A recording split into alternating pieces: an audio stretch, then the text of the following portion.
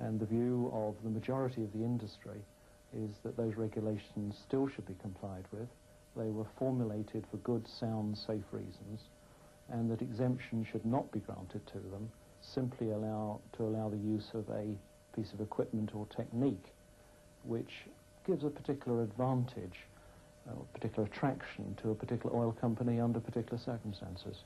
I'm rather disillusioned that the people who are being critical haven't really thoroughly examined all the circumstances surrounding it, because the facts are that all the divers that I'm aware of who've used it, and the oil companies who've used it, they use it and believe it to be entirely safe, as we do, of course.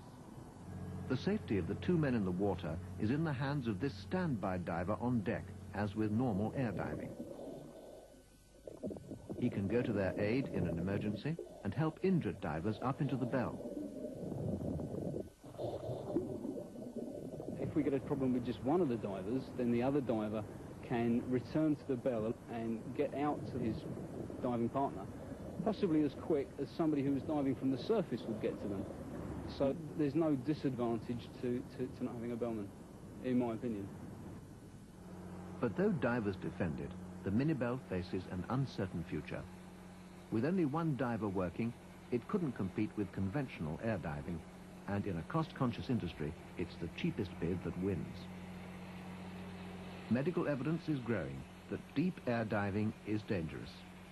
But without hard proof to convince the industry, it seems divers must continue to gamble with their lives. The problem is we're dealing, I think, with an industry which has been forced perhaps to grow up too fast. There is clearly a need for long-term studies of the effect of diving on men's health. It's very difficult to know whether you would advise a young man to take up diving until those studies are complete. But it's clearly impractical also to say, well, we don't want any divers for the next 20 years. I think what we have to do is make haste slowly. And I think that it's particularly important that the commercial pressures of the industry are never allowed to get so strong as to make people do things which perhaps would be against their better judgment normally. Yeah, I got it. Hold on up. 185.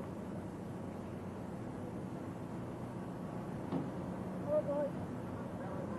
Yeah, the 185 in the